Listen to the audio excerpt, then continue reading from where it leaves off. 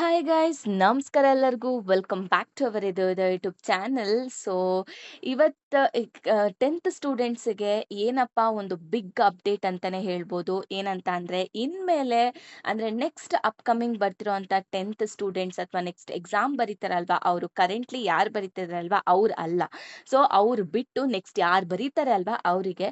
So ಇನ್ಮೇಲೆ ಅವರ ಒಂದು ಮಾರ್ಕ್ಸ್ ಕಾರ್ಡಲ್ಲಿ ಟೋಟಲ್ ಮಾರ್ಕ್ಸ್ ಬಂದ್ಬಿಟ್ಟು 625 ಇರೋದಿಲ್ಲ, ಅದು 525 ಆಗಿರುತ್ತೆ. ಸೊ ಏನಕ್ಕೆ 525 ಅಂತ ಹೇಳಿದ್ರೆ, ಸೊ ತೃತೀಯ ಭಾಷೆ ಅಂದ್ರೆ ಥರ್ಡ್ ಲ್ಯಾಂಗ್ವೇಜ್ ಇವಾಗ ಮಾರ್ಕ್ಸ್ ಆಗಿ ಕನ್ಸಿಡರ್ ಆಗ್ತಿಲ್ಲ, ಅದನ್ನ ಗ್ರೇಡಿಂಗ್ ಆಗಿ ಕನ್ಸಿಡರ್ ಮಾಡ್ತಿದ್ದಾರೆ.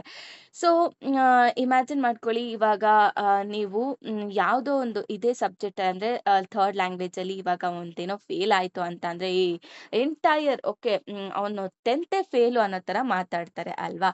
ಸೊ ಅದೇ ರೀತಿ ಇವಾಗ ಇಮ್ಯಾಜಿನ್ ಮಾಡ್ಕೊಳ್ಳಿ, ನೀವು ಒಂದು ಎಕ್ಸಾಮ್ ಬರ್ದಿದ್ದೀರಾ. ಸೊ ಆ ಒಂದು ಎಕ್ಸಾಮ್ ಇಂದ ನೀವು ಪಾಸಾ ಫೇಲಾ ಅಂತ ಡಿಸೈಡ್ ಮಾಡಲ್ಲ ಅಂತ ಆದ್ರೆ ನಿಮ್ಗೆ ಏನ್ ಅನ್ಸತ್ತೆ? ಶಾಕ್ ಅನ್ಸತ್ತೆ ಅಲ್ವಾ? ಹೌದು, ಇದೇ ರಿಯಾಲಿಟಿಯಲ್ಲಿ ಥರ್ಡ್ ಲ್ಯಾಂಗ್ವೇಜ್ ಅಂದ್ರೆ ಎಸ್ ಎಸ್ ಎಲ್ ಸಿ ಅಲ್ಲಿ ಆಗ್ತಿರೋದು.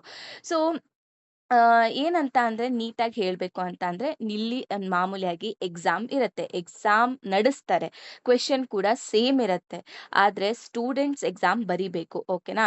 ಸೊ ಈ ರಿಸಲ್ಟ್ ಅಲ್ಲಿ ಈ ಒಂದು ಎಕ್ಸಾಮ್ ಬರ್ದಿರೋಂಥ ಮಾರ್ಕ್ಸು ಯಾವುದೇ ಕಾರಣಕ್ಕೂ ಕೌಂಟ್ ಆಗೋದಿಲ್ಲ. ಸೊ ಆಮೇಲೆ ಇನ್ನ ಒಂದೇನಂತ ಅಂದ್ರೆ ಈ ಒಂದು ಸಬ್ಜೆಕ್ಟ್ ಇಂದ ಪಾಸಾ ಫೇಲಾ ಅನ್ನೋ ಕಾನ್ಸೆಪ್ಟೇ ಇರೋದಿಲ್ಲ. ಅಂದ್ರೆ ಈ ಒಂದು ಸಬ್ಜೆಕ್ಟ್ ಫೇಲ್ ಆದ್ರೂ ಅದು ಕನ್ಸಿಡರ್ ಆಗೋದಿಲ್ಲ. ಯಾಕಂದ್ರೆ ಆ ಮಾರ್ಕ್ಸ್ ಎಲ್ಲ ನಿಮ್ಮ ಒಂದು ಮಾರ್ಕ್ಸ್ ಕಾರ್ಡಲ್ಲಿ ಆಡ್ ಅಪ್ಪೇ ಆಗ್ತಿಲ್ಲ ಅಂತ ಅಂದ್ರೆ ಪಾಸ್ ಫೇಲ್ ಅನ್ನೋದು ಬರೋದೇ ಇಲ್ಲ ಈ ಒಂದು ಸಬ್ಜೆಕ್ಟ್ ಅಂದ್ರೆ ವಿತ್ ರೆಸ್ಪೆಕ್ಟ್ ಟು ಈ ಒಂದು ಸಬ್ಜೆಕ್ಟ್ ಮಾತ್ರ. ಓಕೆನಾ? ಸೊ ಈ ಒಂದು ಸಬ್ಜೆಕ್ಟ್ ಮಾರ್ಕ್ಸ್ ಕೊಟ್ಟಿಲ್ಲ ಅಂದ್ರೆ ಏನ್ ಮಾಡ್ತಾರೆ? ಸೊ ಅದನ್ನ ಗ್ರೇಡ್ಸ್ ಆಗಿ ಕನ್ವರ್ಟ್ ಮಾಡ್ತಾರೆ. ಅಂದ್ರೆ ಇವಾಗ A B C D grading ಅನ್ನೋದು ಸಿಗ್ತಾ ಹೋಗುತ್ತೆ. ಓಕೆನಾ?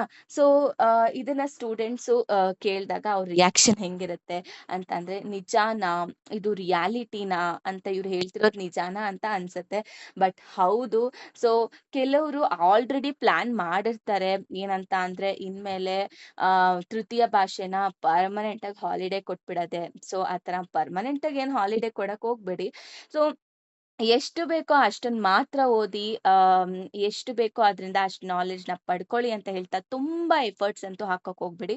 ಬಿಕಾಸ್ ಇವಾಗ ಅದ್ರಲ್ಲಿ ಪಾಸೋ ಫೇಲೋ ಅಂತ ಗೊತ್ತಾಗಿಲ್ಲ ಅಥವಾ ಅನ್ನೋ ಕಾನ್ಸೆಪ್ಟೇ ಇಲ್ಲ ಅಂತ ಅಂದ್ರೆ no point of studying. But ನಿಮ್ಗೆ ಲಿಟ್ರಲಿ ಆ ಭಾಷೆನ ಕಲಿಬೇಕು ಅಂತ ಇದ್ರೆ, ಸೊ ಒಂದ್ 2 ಫಿಲಮ್ 2ರಿಂದ 3 ಫಿಲಮ್ ನೋಡಿದ್ರೆ ಆಲ್ರೆಡಿ ನಮ್ಗೆ ಆ ಭಾಷೆ ಅರ್ಥ ಆಗಕ್ ಸ್ಟಾರ್ಟ್ ಆಗುತ್ತೆ. ನೆಕ್ಸ್ಟ್ ಅದೇ ತರ ನಾವ್ ಅದೇ ಭಾಷೆ ಮೇಲೆ ನಾವು ಏನಂತೀರ ಫಿಲಮ್ಸ್ ನೋಡಿದಾಗ ಆಬ್ವಿಯಸ್ಲಿ ನಮ್ಗೆ ಆ ಭಾಷೆ ನಾವು ಮಾತಾಡಕ್ ಸ್ಟಾರ್ಟ್ ಮಾಡ್ತೀವಿ. ಸೊ ಅದು ಡಿಫ್ರೆನ್ಸೇ ಆಗೋದಿಲ್ಲ. ಓಕೆನಾ? ಸೊ ಈ ತರ ಹೇಳಿದ ತಕ್ಷಣ ಅಂದ್ರೆ ಎಕ್ಸಾಮೇ ಬರ್ಸಲ್ವೇನೋ ಅವರು ಆ ಒಂದು ಸಬ್ಜೆಕ್ಟಿಗೆ ಅಂತೆಲ್ಲ.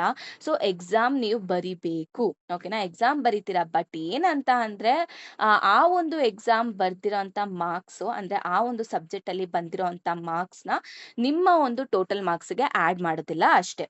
ಸೊ ಟೋಟಲ್ ಮಾರ್ಕ್ಸ್ ಮೊದಲು 625 ಇತ್ತು ಅಂದ್ರೆ ಇವಾಗ ಕರೆಂಟ್ಲಿ ಆಗಿ 625 ಇದೆ.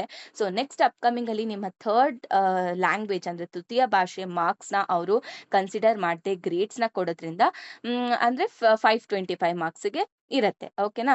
ಸೊ ಥರ್ಡ್ ಲ್ಯಾಂಗ್ವೇಜ್ ನೆನ್ಪಿಟ್ಕೊಳ್ಳಿ, ಬರೀ ಗ್ರೇಡ್ ಅಷ್ಟೇ. ಸೊ ಆಕ್ಚುಲಿ ಇದು ಒಂದು ಸ್ಮಾಲ್ ಚೇಂಜ್ ಅಂತ ಏನಲ್ಲ. ಸೊ ಇದು ಆಕ್ಚುಲಿ ಸ್ಟೇಟ್ ಲೆವೆಲ್ ಡಿಸಿಷನ್ಸ್ ಅಂತಾನೆ ಹೇಳ್ಬೋದು. ಸೊ ಗವರ್ನಮೆಂಟ್ ಮತ್ತೆ ಕ್ಯಾಬಿನೆಟ್ ಡಿಸಿಷನ್ಸ್ ಇದಾಗಿರುತ್ತೆ.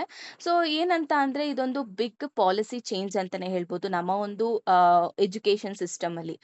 ಓಕೆನಾ? ಸೊ ಇನ್ಮೇಲೆ ಅಷ್ಟೇ ಗೈಸ್, ಜಾಸ್ತಿ ಎಫರ್ಟ್ಸ್ ಹಾಕೋದು ಅದೆಲ್ಲ ಮುಗೀತು. ಥರ್ಡ್ ಲ್ಯಾಂಗ್ವೇಜಿಗೆ ಜಸ್ಟ್ ಲಾಸ್ಟ್ ಡೇ ಸ್ಟಡಿ ಮಾಡೋದು, ಹೋಗಿ ಬರೋದು, ಬರೆಯೋದು ಮುಗೀತು ಅಷ್ಟೇ. ನೆಕ್ಸ್ಟ್ ಬಿಟ್ಟಿದ್ದು ಅದಕ್ಕೆ ಅಷ್ಟೇ. ಸೊ ಗೊತ್ತಾಯ್ತಲ್ವಾ ಗೈಸ್? ಅಂದ್ಮೇಲೆ ಮಾರ್ಕ್ಸ್ ಏನಿದ್ರು 525 ಅಷ್ಟೇ. ಓಕೆನಾ? So that's it guys. Thank you so much.